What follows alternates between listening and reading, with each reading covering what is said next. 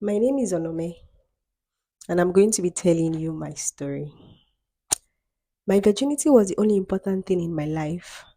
Right now, I did swear to protect it, but little did I know that going to the city with my uncle was going to shatter my plans. Maybe if my mother had not died early, I would still be a virgin. Not that she died ultimately one afternoon. This is my story. I followed my mother to the farm that day and she'd excused herself from me. I watched her go deeper into the forest. Not long after, I heard her screaming, Ewo, my leg, oh, my leg, oh. I ran to the direction of the voice, only to see her on the ground, holding her leg. And I said, Mama, what is it? I asked, but she did not respond. She just held her leg. I could see the pain in her eyes. Confused of what to do, I ran to the village to inform our neighbors. And our villagers and neighbors came with me to the farm. She left what she was doing and even informed others to follow me to the farm. We found a lifeless body on the spot I left her. She had died of snake bites.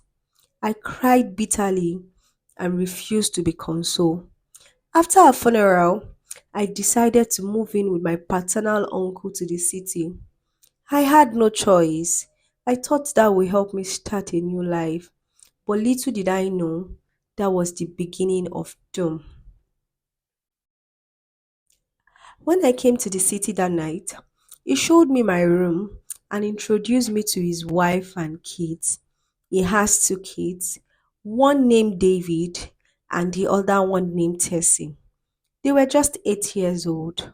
They welcomed me coldly. Soon we were dining, having dinner. And after dinner, I cleared the table, washed the dishes, and went straight to bed. I was feeling uneasy because of my uncle's stares and my heart spinning questions during dinner. I was already tired from the long journey, but his stare followed me everywhere to the kitchen, to the parlor, and now to my room. What have I done and why is he monitoring me? I just arrived. I'm not sure of the exact time, but I slept off after thinking about too many things. The right slam on my door woke me up, and behold, it was my uncle. He had told me not to lock my door in case of any emergency. He would come to my aid. He said that in the absence of his wife, and I nodded and went to bed. But there was no emergency now. I was okay. So why the night visit? I sat up and checked the time on the wall. Past 12. What was he looking for in my room at this ungodly hour? And where is his wife? I asked myself. And he said, Don't be alarmed, my dear. I just came to check on you. I felt relief and I told him it was okay.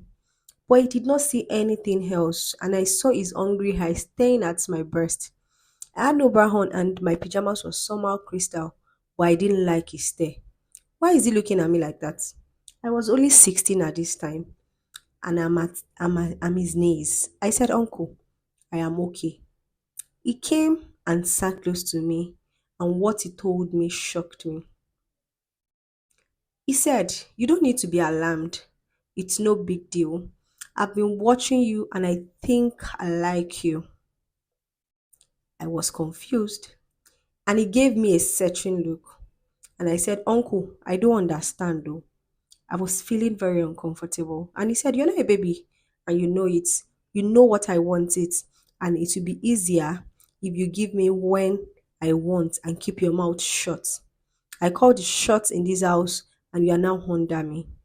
But uncle, I'm your niece and we can't, I stammered. I know that, baby, that was his response, and it doesn't matter. I was even shocked he called me baby, but said, I'm not a baby, or am I dreaming? I was confused on what to do. He touched my lap, but I removed his hand. He looked at me straight in my eye and he said, You can't stop me from doing this, except you are prepared for what's coming, he warned me. I became terrified. I was shaking. What's coming? I whispered. He chuckled and replied, Death.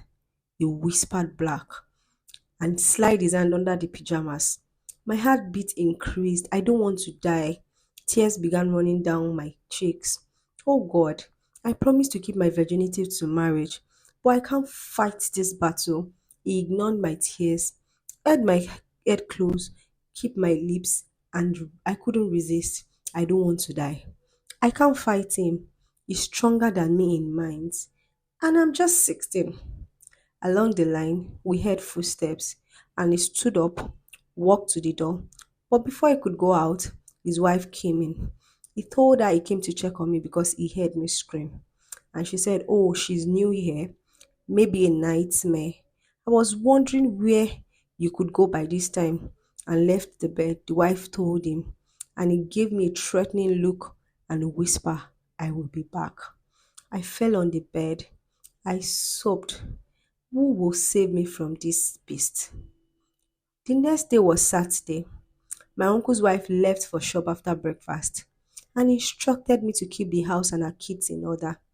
Immediately she left, my uncle came.